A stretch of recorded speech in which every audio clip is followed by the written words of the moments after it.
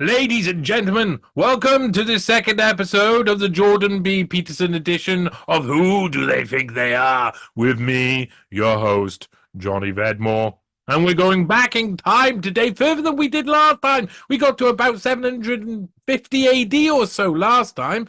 This time we're going back even further, much further. We're going back before this census or voting records. We're going back to the times of myths and legends, my friend, in this episode of Who Do They Think They Are? Students ask me sometimes why I study history. It's like, well, because history is about you. That's why. It's like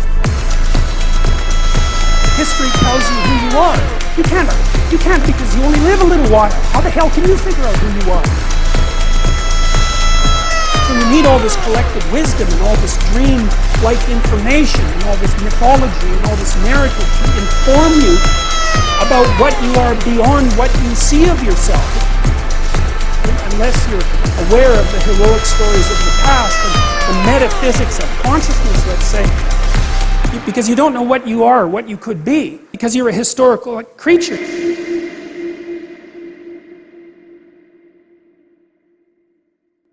We've gone through every line here of his great-great-grandparents, apart from one. We saved the best to last, would you believe? Would you believe it? They've been saving the best for last. I have a cake in the fridge that no one knew about, and it is time to share the cake. Now, here down at the bottom, you got Sarah Banwell, and the Banwells were mainly from Somerset. Sarah wasn't, but a lot of the families that married into this, and there's some missing pieces still here. Jeremiah Banwell was born in Wedmore. There you go, Wedmore, Somerset. Joseph Banwell was born in Wedmore. Jeremiah Banwell was born in Wedmore, basically what they sound like down in Somerset. And oh look, Jana Bunn, she was born in Wedmore. And so was Edmund Banwell. He was born, oh no, he was born in Somersetshire. Oh, it's probably Wedmore. He died in Wedmore. Whatever. Yeah. He's a Wedmore boy through and through, really. He's a Wedmore boy through and through. So his wife, Jana, she had some interesting relatives. Here is a name, Fia, often pronounced Free or Fry, and it is a historical name. If you see this, you start to think, oh, who are they related to? In my world, you do anyway. Somerset, as you see, and the Frees or Fries, they go back to 1600s there, but you could probably find more about them because, like I say, it's a big family. Nicholas Bunn over here, Wedmore. Marion Merchant, Wedmore. These are all going to be Wedmore guys. Look, they're all hanging around in Wedmore, the old seat of power. So this includes William Morell Bunn, if you go back, Wedmore, and Elysium Warham, Wedmore. Yes, they are. So there's a lot here that are Goodstone Kent, married into the Wedmore lines. And there's a lot of Wedmore lines. Oh, I went too far there because I really want to show you the ancestors of Robert Ward, because they include a man who died where I'm from, in Glamorgan, down south in South Wales. Cardiff's in South Glamorgan. And he was born in Breconshire, a beautiful place, a beautiful part of the world. Sir Thomas Newton. Very interesting man. Very interesting ancestors. I think some people will know some of these ancestors of these people. And Margaret Arundel, of course. So you can see these are wealthy Sir families who are marrying their daughters into the of a Sir knighted family. So Sir John White Giles of Capel, who was born in Breconshire but dies in Shropshire. Shropshire's just a bit north of Hereford, Gloucestershire sort of area. Hereford area. And maybe it's north of Worcester. I can never remember. Anyway, Margaret Dollard there and Sir Thomas Ward of Homersfield. So we can see these are lords here. We can see that's Lord William Ward and his wife, Lady Margaret of Rain. Rain is a place probably in Somerset, no, Norfolk, Philby. And we can see Gwilym is usually, or Gillam or Gilman. These are names like Ward and etc., which are obviously knighted names. They're well known people. They are the ones who in Wedmore rule the roost. Of course, those guys were kings of Wedmore, really. Oh my lord, oh my lord, we're getting there. We're getting there soon. And we got the Bunwells. Guess where the Bunwells are from? Oh, Wedmore. Oh, what a shock. Banwell. Oh, where's she from? Oh, Wedmore. Oh, Catherine Martin. Where's she from? Oh, Wedmore. So Robertus Martin. And we go back here. We got Thomas Cummins, who's from Moray in Scotland. Yay for Moray. A little bit of difference. Who had a son called Michael Cummings, who was born in Wedmore. Yes, yes. Yeah, Wedmore gets them all in the end. And Sir Robert Martin, another Sir. There's a lot of Sirs in this, isn't there? And that would be Lady Agnes Martin. So there's a lot of Sirs. Have you noticed how many Sirs? Now, okay, there's Elizabeth Gully. And Elizabeth Gully, she's from fine stock. Her father, I think that's Sir Thomas Gully, and that's Lady Mary Reed, and I think that's Sir Charles Reed in actual fact, and Tobias Reed. Very interesting, the dates here, because 1666 and 1714, and he's in America. That's very interesting. Somerset in Pennsylvania. Maybe that's and he's down in his son down in Cornwall. But this can be they took a journey to be governors of the new world, and then times changed. And he's related to people like Sir G. Reed. There's more suggestions up there, include William Masters. William Masters, well, that'd be a big suggestion. Well, anyway, there's a lot of these. Lippencourt is big. This strand of the family, this strain of the family, they're Cornish, some of these. William Weir, you know, Joseph Weir, they're from Cornwall as well. Albert Ware, you see the names change over time. Eliza Hodge of Cornwall, yes. And again, crests, there's lots of family crests. Some of these crests were created later, but most of the British crests were created at the time due to the fact, due to this time, about 1500s, 1600s, etc., due to more affluence. And these were very affluent. You can see on the whole, his family seems pretty affluent. I mean, if you got lots of sirs and stuff, and you marry into someone like Jeremiah Clark, who he's got very interesting. Let's look at Jeremiah Clark, shall we? Jeremiah Clark looks very interesting. Let's view his profile image. I want to see this profile image because this crest is fantastic, isn't it? Look, they've really gone to town with this crest. These look like swans. Swans are considered royal creatures, illegal to kill a swan. And here is I think that shows knighted. Maybe that shows knighted. The three dots are extremely interesting. I think that would show where they're from. And there's some other symbolism there. That's quite a full crest. So that says that these guys were serious dudes. They were serious dudes doing serious things. We're down to an interesting area. We first see the Wookiees appear. Yes, we first see the Wookiees appear. It's very interesting. And we're going to go back up and follow the Wookiee line up here later. But first of all, we're going to follow the Wookiee line down here. They're actually the same line. Because if you go up here, you see William Wookie. His son Henry Wookie marries Jane Lookin. Might be Jane Lookin. Name might be a different last name. So I've held off on that. But his offspring is Samuel Wookie. His heir to his throne is Samuel Wookie. That's William Wookie's grandchild.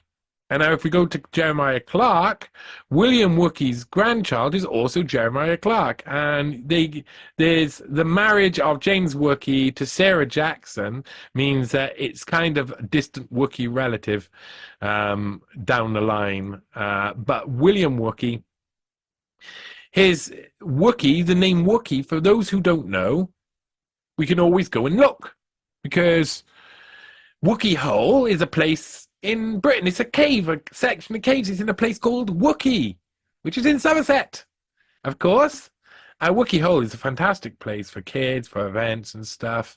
And it's a very historical, Somerset is a very historical part of the country because of its closeness probably to the original seat of power.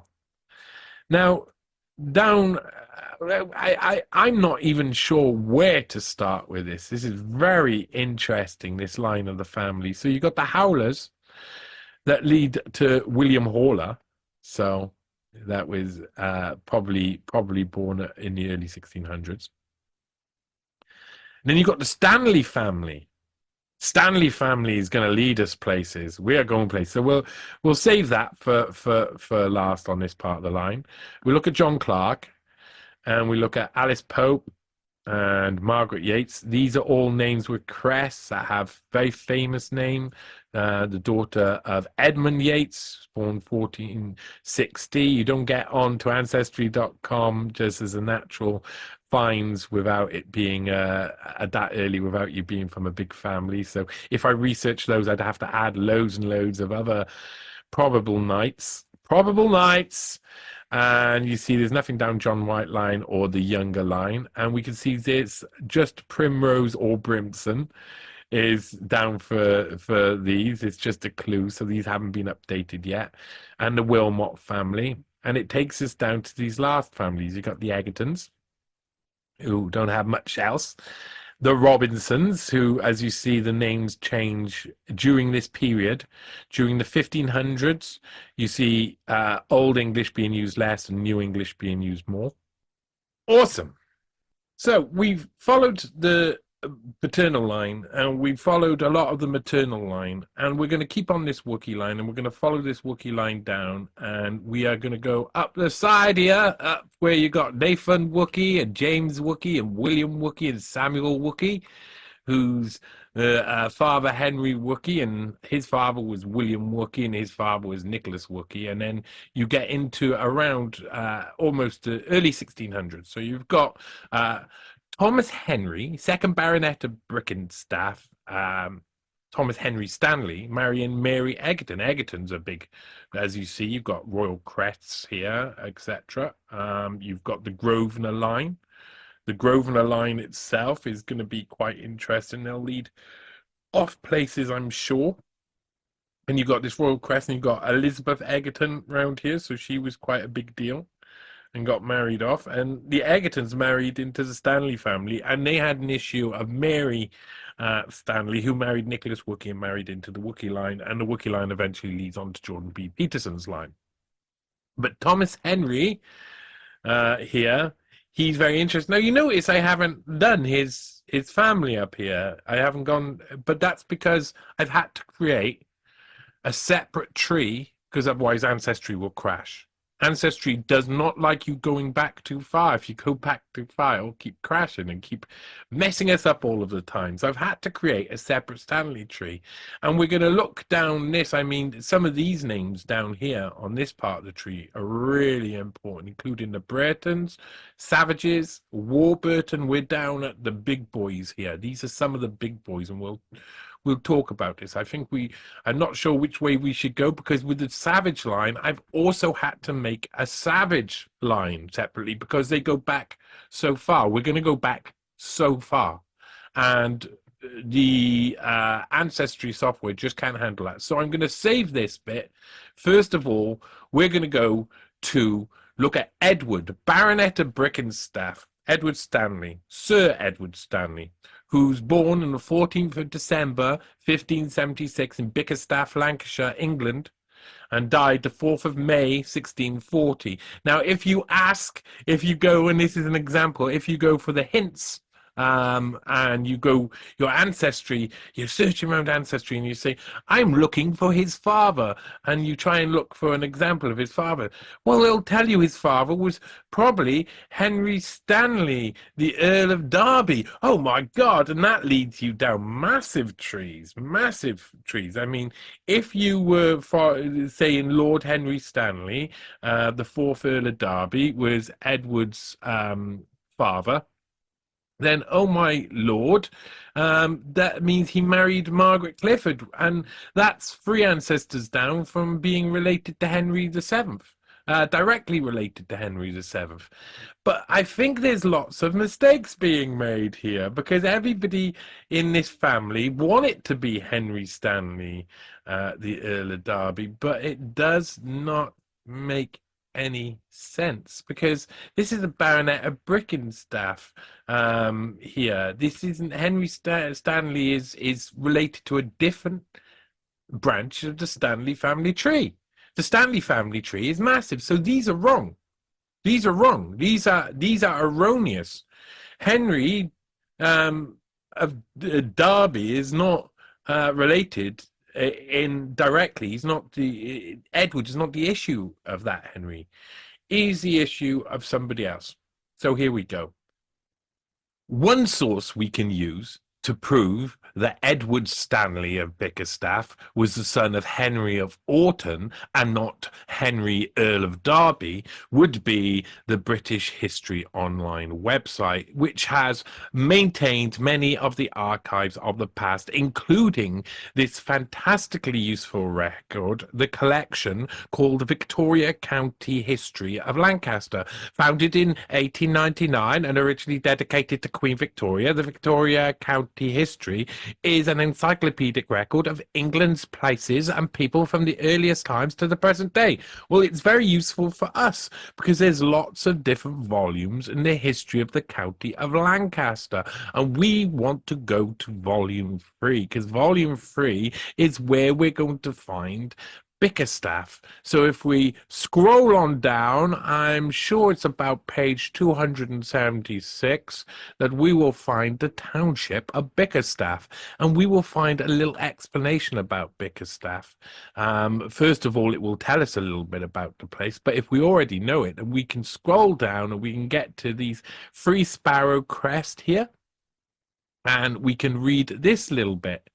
Nicholas was the younger son of Sir William de Atherton of Atherton. He was a knight in 1401 when he represented the county in Parliament. He died in 1420 and by his will desired to be buried in Ormskirk. His son Nicholas succeeded, but his tenure was brief, as he died at the beginning of 1424. Just before his death, he gave his manor of Bickerstaff to trustees. His son and heir, Henry, was then aged 9 years or more. Little is recorded of Henry Afton. He had 4 sons, Hamlet, his successor William, Henry, and Charles. Hamlet had a son, Thomas, whose heir was his daughter Margaret, born about 1486. The heiress married James Scarisbrick, the younger son of James Scarisbrick, who died about 1495, Lord of Scarisbrick. She died on the 18th of January, 1517-18, leaving an infant daughter, Elizabeth, as heir to the Bickerstaff property. Elizabeth Scarisbrick, born about the beginning of 1516, married Peter, the younger son of Sir William Stanley of Houghton, and died about 1560, leaving the only daughter Margaret as heir. Peter Stanley married again, but retained Bickerstaff during his life by courtesy of England. Margaret Stanley married in 1563 Henry Stanley of Little Hall in Orton and Cross Hall in Latham. He was the younger son of Sir James Stanley, Marshal of Ireland at the time of Henry VIII, who was the third son of George, Lord Strange of Knockin, and brother to the second Earl of Derby. Henry Stanley, dying in 1598, was succeeded by his eldest son Edward, created a baronet by Charles I in 1627. He was buried in Ormskirk, 4th of May, 1640, being succeeded by his son, Sir Thomas Stanley, born 1616. We can also see that the family tree has been printed elsewhere, and we can compare this with the family tree that we've created ourselves. So we have Edward of Stanley here, who's Edward of Bickerstaff here, who marries Catherine, whose father was Henry Stanley and Margaret, daughter of Peter Stanley. So here's Henry Stanley of Orton, here's Margaret, whose father was Peter Stanley. Henry of Orton, his father was James Stanley, Sir James Stanley of Cross Hall, Sir James Stanley of Cross Hall there, whose father was George Stanley, whose father was Thomas Stanley, who was the first Earl of Derby. And so this is how we know the Stanley tree. So here we go. We are going to go to Edward of Bickerstaff, and we're going to look about his family history, because you see, Edward, the Baronet of Bickerstaff, Sir Stanley Edward, his father was definitely Henry, but he was Henry of Orton. He was Henry of Orton. He was a different Stanley, Henry Stanley of Orton. Bickerstaff, he's not of Derby. He's a different one. So lots of those if you just follow the ancestry family trees, that part of the tree will trick you. It will make you think, oh God, look, he's Jordan P. Peterson is like 4 generations away, like that part of the family, 4 generations away from Henry VII, through Eleanor Clifford, whose father was Brandon, a knight, Sir Brandon, and whose mother was Henry VIII's favourite sister, Mary Tudor, who were, of course, issue of Henry VII, who, of course, married, and they are the children of the Plantagenet and Tudor houses marrying. But it's not that Henry Stanley, and everybody got, because Henry Stanley of Orton is from Bickerstaff, and he was born in 1939, and he had his child in this child, he had a few children, but this child he had, and his father was also called Stanley, Sir James Stanley, and his father was George, 9th Baron of Strange and Knockin. Now, these families now are relations to to Henry Stanley of Derby as well. So they are relations, but they're different trees. Here we see Thomas Stanley. Thomas Stanley is also a very interesting man. Of course they are. They all are. And we can follow the Stanley tree down here. We can follow a few trees. As you see on Ancestry, they'll show you, like here, they'll show you where the lines end by not having a highlighted arrows. So the unhighlighted arrows show that we follow this part of the line. Margaret Stanley, whose father, Peter Stanley, yes, Margaret Stanley marrying James Stanley, Henry Stanley, seems a little bit suspicious, doesn't it? But it seems that Peter Stanley, whose father was William Stanley, married off a Stanley to a Stanley. Yes, yes, that's true. And Margaret Stanley was born in Bickerstaff as well, and died in Orton. And that's, of course, you can see she married Henry of Orton. Now, her mother was Elizabeth Scarisbrick, and her father was James Scarisbrick and Margaret Atherton.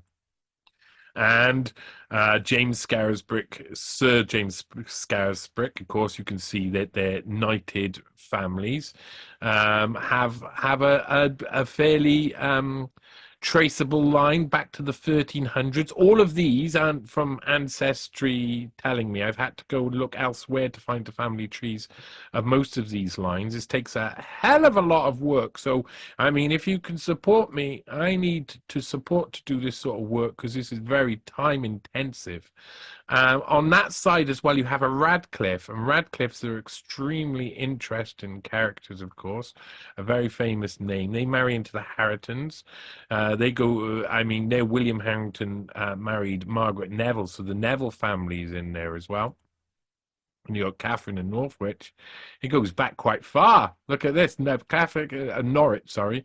And you can see that now we're going back to we're going back on this part of the tree to the 1200s. Geoffrey of Norwich, Robert Lord Walsham, de Valois, he's a lord who married Eve de Cricktot, who was the issue of William the Fourth de Cricktot, and Agnes Le Blunt d'Allerton. Blunt means blonde, I think, or the white. Sorry, it means the white. So William, 5th Baron of Ixwith, was also Le Blunt. That was his last name. So you can see they're coming back to French names because we're back in 1100s now. So this is where the royalty and I've included some of the crests as well. I've managed to trace some of the crests for these houses. So Cecilia de Vere, who's there's of course this is me entering into this information, so I've entered into it as much as you can have. Your three frogs on the family crest and born about 1175 and was part of the De Vere family. Of course, most people will recognize the De Vere name in some way. Oh, look at that. It does this sometimes. It just you go back and it gives you just another it goes off down another family tree. But we were down here on the Scars bricks and the Radcliffes. Yeah, that's it, the Radcliffes. So Ancestry does this to you. It takes you off down different routes because it doesn't like you. Just that's it. It doesn't like you. So De Vere, her family, of course, Robert of Tyrwell De Vere, Northamptonshire family. His father, Alberic II. So I suppose his father was probably Alberic I. And you can see the De Clare family here as well. They're pretty big families. And they lead on as well because you've got Alberic II marrying Adeliza de Clare. And these are all very famous. These are all pretty famous people who are traceable in loads of different ways. So this isn't just guesswork now. There's a lot of recorded evidence because these are big lines. These are lines that go back, of course, as you see, Hugh the First, Lord of Clermont Beauvaisis, and of Lusaces de Cray, de Clermont.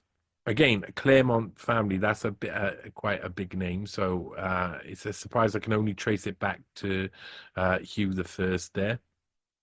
But on this side of the family, you can see you've got the Ramperat. So these are the Counts de Montdidier. Marrying into de Russi family. And de Russi, as you can see, that's a very royal crest, isn't it?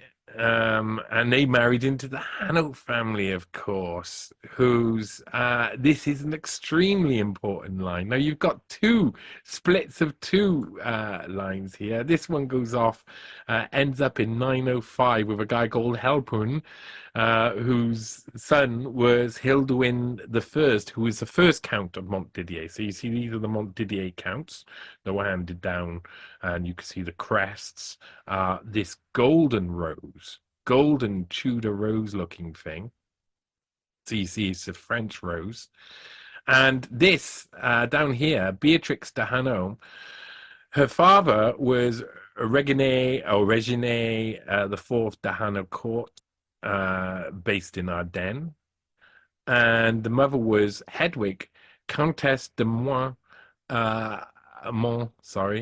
Avois de France, Countess. So she's of France. That's of course, we're back here. Hugh, King of the France, Hugh Capet. So direct ancestor here, still on the direct ancestors of Jordan B. Peterson. And that guy is the son of Hugh the Great, Count of Paris, and one of the Dukes of France, who married Princess of Saxony, Duchess of the Franks. So we've followed just one of these lines down, and we've ended up with these Frankish kings. Look at some of these. So we've got to decide which line, because you can see we've got a few lines here, and we're around the 800s. So we got Robert I, who's King of France here. These guys, these are the pictures we got of them, looking pretty saucy. Robert married Beatrice, Queen of Western Francia, who was the issue of Herbert I. And this is very interesting. And Herbert, was the son of Pepin de Vermandois, who was the son of the nephew of Emperor Louis the Pious and was King of Italy, Bernard, King of Italy. So Bernard here, who's King of Italy, his father was Pepin d'Italy, who was another King of Italy. There you go. There's Pepin by there, looking pretty saucy as well. We've got pictures of Bernard's from some tapestry too. And his wife was Theodora. Now, you notice these two up here. So Pepin d'Italy, or Pepin d'Italy, of Italy, so the King of Italy, his father was Charlemagne, King of the Franks, King of the Lombards, Emperor of the Carolingian Empire. And we all know a little bit about Charlemagne, the guy who found Brie. That was I remember working in France years ago where I had to recite a poem in a restaurant. See if I remember it now. It's we don't make you say, sweetheart mine, I give to you, selected with. Sweetheart mine, I give to you, selected with all the care that's due, a breed the mood to make you sigh, to let you know that saddened by your anger, your absence languishing, I am quite deprived of all my appetite, and that is why I send this brie, what sacrifice it is to me. And that was a poem written by a French king. And he, I think it was a French king or prince, and Brie had a very special romantic sort of thing in France because it was so tasty and creamy and riche. And it was said that Charlemagne discovered, there was a story that Charlemagne was going through this little village and they were retreating from a battle, and they stopped in this village, and the cheese was so good that he demanded to set up camp there and continue eating as much of the cheese as possible. And then the other army caught up with them eventually, and they had a battle. Probably not completely true, but you see a coin with Charlemagne's head and direct ancestor, a Jordan B. Peterson by the line of Henry Bickerstaff. So if you were to follow the suggestions on Ancestry, you'd end up at Henry of Derby, and that would be a false. You would be going down the wrong route. That's not his ancestors. But even though, in a sense, they're related, they are related because they're all part of the Stanley family, and the Stanley family is quite big. And by the time you go back about 3 generations, well, it's like brothers so they are related. So there you go. We got to Edward of Stanley, and we went our own route. We had to go our own route because Ancestry keeps hitting false positives and sends you in the wrong direction. Now, he had married Isabella Warburton, who was the daughter of Sir Peter Warburton. These are big names. You see these crests here, big crests. And John Peter Warburton is, of course, buried in one of the many abbeys or cathedrals around the place. And he married Mary Brayton, Lady Mary Brayton. And Brayton is a massive name. We'll get onto that now. First of all, we'll have a look at some of these. We got the Bolds over here. John the Bold Holcroft, who married Lady Dorothy Bold. Now, Bold is the place. You see, he's from Bold in Lancashire, just to let you know.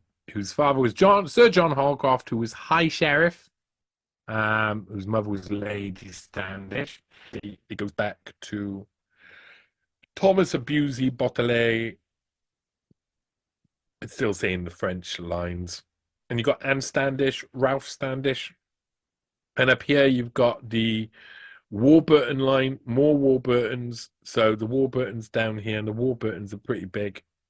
The Warburtons will lead again to William Stanley, 1432.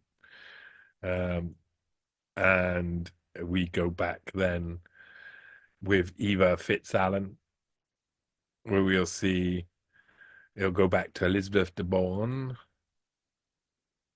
and John Stanley here and William Stanley, and then we go back to the lines of the past that we I think we've already gone through those lines, and we see the Massey name come up again.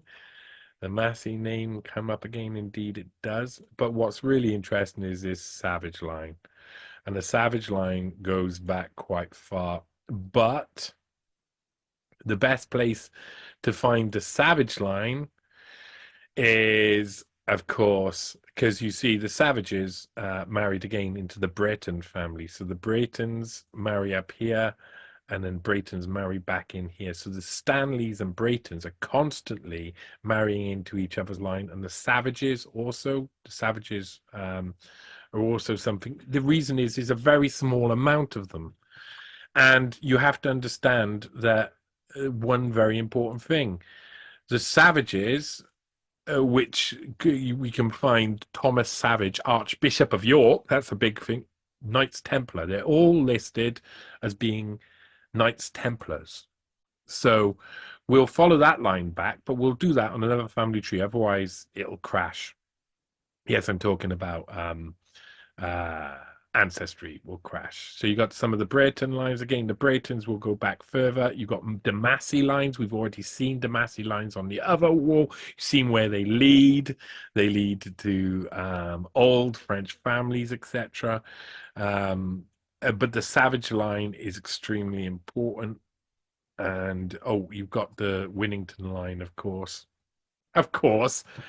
Now, the Winnington line goes back, before we go back to the Savages, we go back to the Winnington lines that go back to the Langtons that follow back, and you get the Bannister lines. So on the Langton line here, I think it ends about up here somewhere. Oh, you've got more Langtons. How far back do we go? Yeah, so we go to Langton. We go to Robert de Langton in 1110, and these are sirs. They're marrying into Fitzsimmons and some other old families, and you've got the Bannister lines here. Now the Bannisters go back again to quite far, really far. So let's see if it'll allow us to go back to see some of these. So we follow some, and we end up with the Halton lines. Roger de Halton, Neil de Contentin. You end up in the 800s in Saint-Savoir, in Contentin, Adolphe, Count of Boulogne there. So those are big lines there, of course. As you see, nearly everything by this point, nearly everything's big line. But the Bannisters lines, if you go back, Thurston de Bannisters, there's a few Thurston de Bannisters. And you end up with the Bannisters marrying into the Bassett family. The Bassett family are big. Again, by the time we get back to this point, we're again in Brittany in France, and we're in Normandy, and we're seeing that this is the rise of the Normans into the English families. The de Crépon lines also lead somewhere. Haven't gone there, but the de Crépon lines lead back usually to relating to the Duke of Normandy as well, you find, and that leads back to then the Vikings, because you get back to Rollo, who was one of the first of those lines, who was one of the Viking children's, one of the Viking children. You got the Venables up there. So let's do the Savage line. Now, as I said, Jordan Peterson's Savage line is full of Knights Templars. And so you know the Knights Templars had influence in the past during all over Western Europe. For those who don't know why the Knights Templar were, without all of the hoodoo, rumors, speculation, and some confirmed weirdness, and all of the things that come along with Knights Templar, one of the main things they were like a credit and savings scheme and a loan scheme. You didn't want to be robbed when you were traveling long distances across Europe when you were a nobleman. So you'd give a Knights Templar in, say, London, a load of wealth, a load of gold bars, and he'd give you a promissory note, and you'd pick up that same amount of gold, or minus whatever charges, from some other Knights Templar who were based, in the Holy Land or somewhere like that, or Italy or somewhere like that. So it was a way to travel without taking your cash. And the Knights Templar became very rich and powerful, of course, because they became central to this. So when you follow the Savage line, and as you see, I haven't followed all of the Savage line because it's hard to follow some of it, because some of it is rumors and speculation. But you have two ways. You have this top Savage line that'll lead you back to the Legal family. There's rumors that this person is also, as you see, died at the Battle of Hastings, chasing after fleeing Saxons. That Eugenulf is actually related to the Dukes of Normandy as well, and so this goes back to Rollo. Now, that's said that it's through Richelieu, the marriage of Richelieu de Normandy. So de Normandy being of the line of those Vikings, and that would lead back to King Ragnar, all of the Viking epics that then go back for a long, long way. A long, long way. And then you have the Arden lines. Now, the Arden lines, Henricus de Arden, well, this is an interesting one because apparently Siward de Arden and Cecilia of Mercia have Henricus de Arden. So Athelwine, Sheriff of Warwickshire, you can see they're based in Britain.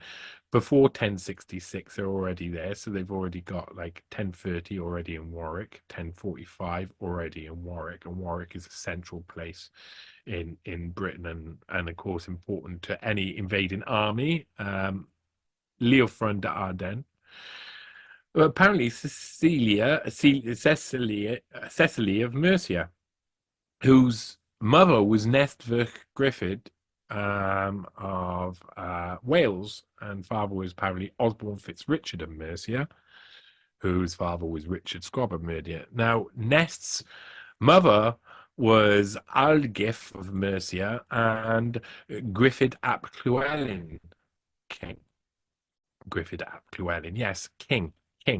You notice that? King. Now, it relies on the records about these Ardennes and the Letis Ardennes being correct. This always the same with these things, you know. How do we know that some of these old records are actually fully correct? On the one side, you've got very interesting because you follow back all of the ancient kings and queens of the UK. So this actually leads back really, really far. We can go, but we can go there. Let's first of all, and the same for Nestferkadfel. These are ancient families, really ancient families. So let's not get distracted by that quite yet, though. Or maybe we get distracted by that. No, let's not. Let's wait a second. Let's go to here, because if that's true, then Aldgif of Mercia, father was Alfgar, Earl of Mercia, whose father was Leofric of Mercia, and rumored that the mother was Lady Godiva herself. Riding the horse naked might have been a bit of a ruse, a rumor, might have been just a story, but these are the Earls of Mercia, and on the other side, they married in to the kings of Wessex. So Ethelred the Unready, Edgar the Peaceful, Edmund the Magnificent, King of England. Yeah, before William the Conqueror, there were other kings and queens ruling.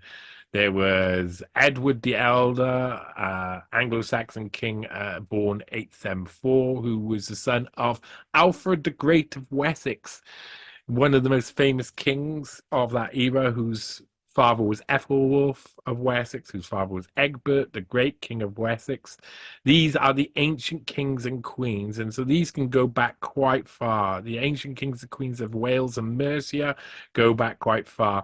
And look, so we get to Egbert, and Egbert marries Ida, Saint Ida, another saint. So we're on about 3 or 4 saints now that we in Jordan Peterson's family. And Saint Ida's mother was Orda Adelaine Martel, because her father was Charles Martel. Yes, the hammer. We find him again here.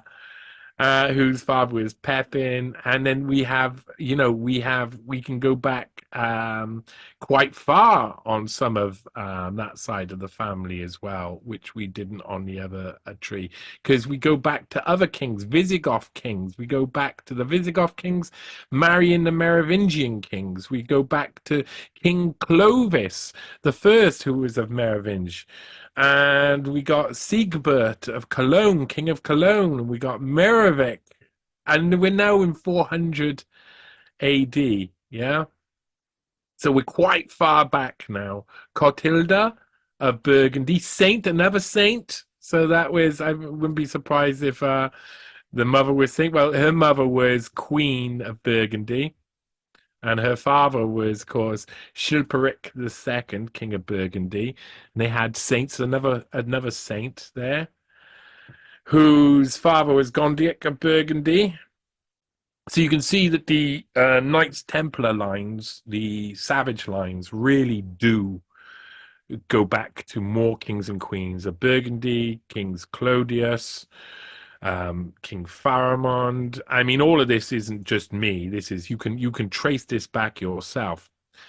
Um, Research people have done all of this research. This is me entering in other people's research. That as these are scholars, these are people who have written history books and who have got about the best they can from reading all of the actual different scriptures at the time. But you have to understand those words were written down so many years ago that we don't know the veracity of the claims. We don't know how true everything is. We don't know if the King of the Franks really even existed, because we have like maybe a little document here or a little document there that mentions the name. But this is April 347.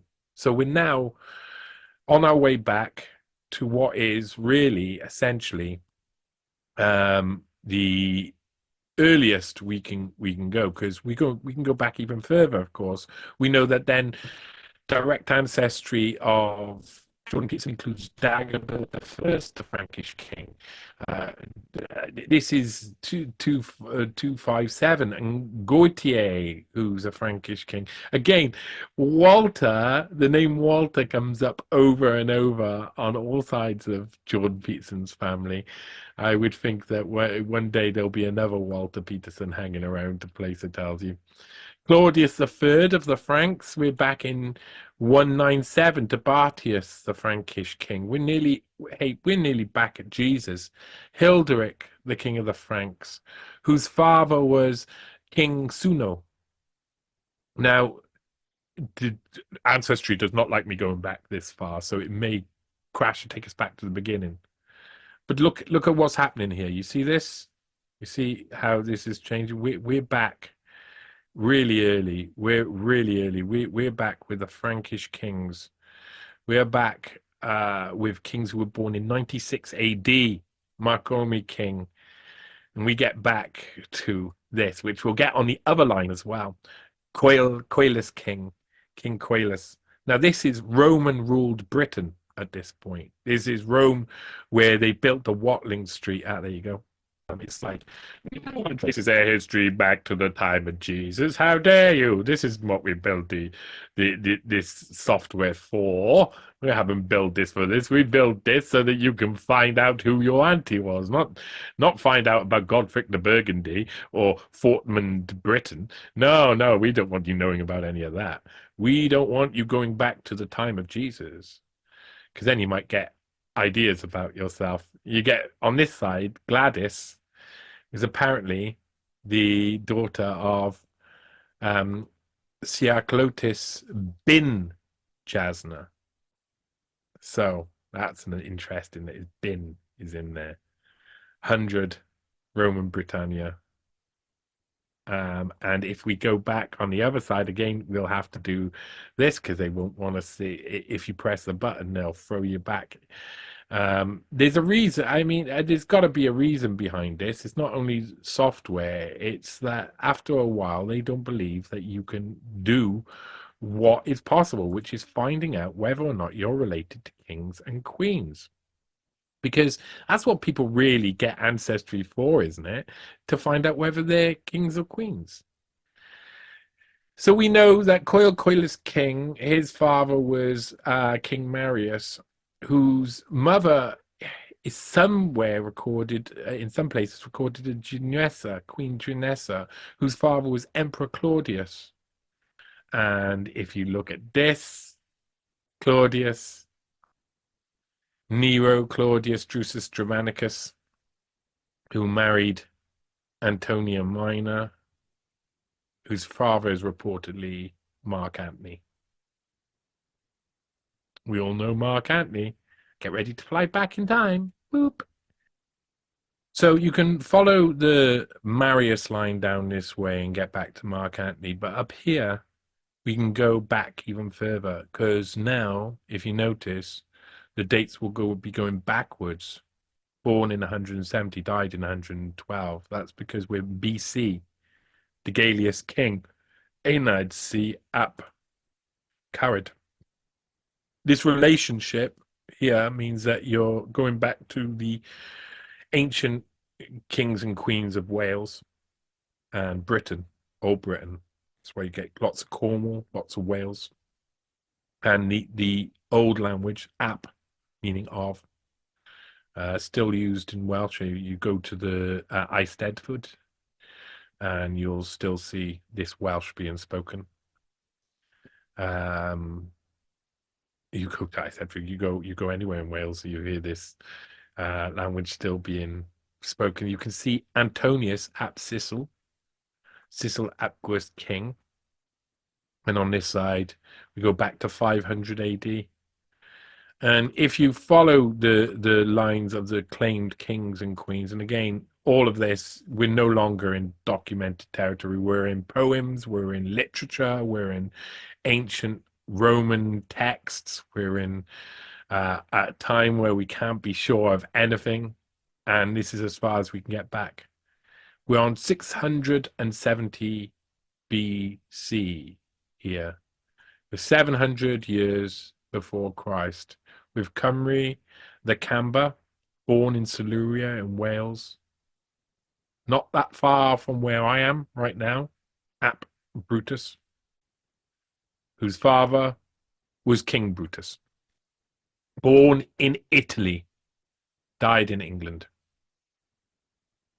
And that, my friends, is an adventure.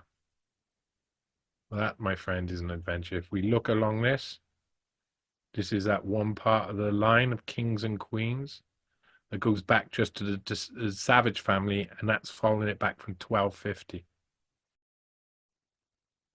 Do you realize how special you are to be one out of hundreds of thousands, if not millions? Do you understand? Do you understand how special you are? How special we are? When I said at the beginning of this, you've got 2 parents, 4 grandparents, 8 great-grandparents, and so on and so forth. You go down, follow that line, and eventually you have 1 million direct ancestors who all had to exist through times that we have no idea about how tough they were. They're so beyond our understanding. They had to all live to make it to be you. That's how genetics works. Over a long period, that's how ancestry works. You've got, what, a million great 150 times over grandparents. You are related to that many people. They had to fight. They had to battle. They had to murder to get to you, to get to be you, to express as you. They had to be starved. They had to be caged. They had to rebel. They had to be subjugated to get to you, to become you. It's amazing. Like, we always think there's this one line that leads back that is you, but it's not. You go back and there's 2 lines, and then there's 4 lines, and then there's 8 lines, 16, 32, 64, 128, so on and so forth. And you just end up being a mass of people. An amazing story to get to be you. Your ancestors have had to do so much to get there. And that was the same for Jordan B. Peterson's ancestors. We went back to the time of myths and legends. Those people might not have even existed. They may be a wet dream of someone who lived in a much later era, in a much later time. But you're here. And do you know what? In the future, you also may have spread out enough that you will be one of 1 million people who make up this one person in the future. It blows my mind every time I think of that. How many ancestors you must have had to make you you. But what you find is that There wasn't so many people back then. So that's even more mind-blowing. What does that mean? They were all related. That we're all somehow linked to each other. That's amazing. Now, is that true? Or is there some sort of history? There's something about history that we don't understand when we think about this triangle of life that increases exponentially as we go back into the past. Our generations double exponentially as we go back in through each generation. That's insane. And they're all there to become you. And what we discovered from looking at Jordan B. Peterson's family trees, he's related to lots of kings, princes, grand duchies, empresses, emperors. He's related to a load of people who were really high up. Archbishop of York here and a knight all over the place. I mean, when I first started researching the tree, I got halfway and I was on 18 pages of knights. And I realized, oh, he's obviously related to some big people. But I wonder, is it the same for all of us just because of the way time works and the way humans are? Will we go back in other people's family tree and find the same thing over and over again? Will we find that influential people remained influential due to something, whether it be genetics or whether it be handed down from father to son, along with any legacy? We look back in time and we see our own ancestors, our very close ancestors. The generations like your grandfather, or maybe your great-grandfather, maybe your grandmother, maybe your great-grandmother, if they haven't passed. We look back at that time and we say, wow, that's amazing. Look how different their life was. But it keeps going and going and going. You can keep going back. Will I go back on my tree eventually, which hopefully I'll be showing you on the 6th episode of the first season?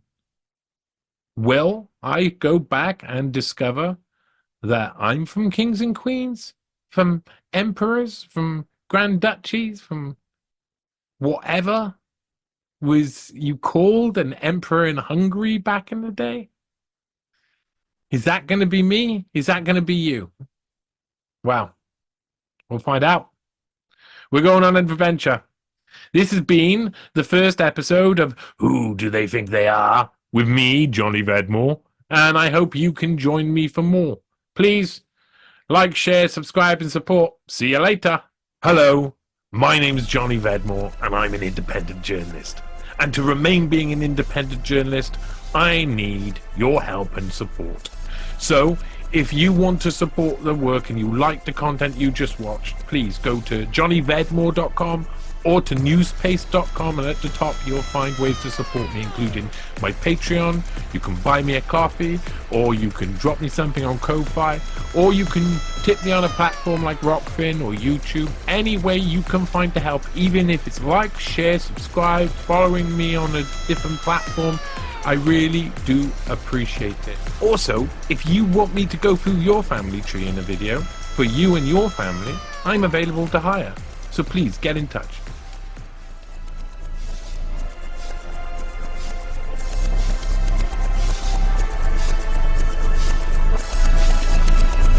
Students ask me sometimes why I study history. It's like, well, because history is about you. That's why. It's like history tells you who you are. You can't because you only live a little while. How the hell can you figure out who you are? So you need all this collective wisdom and all this dream-like information and all this mythology and all this narrative to inform you about what you are beyond what you see of yourself.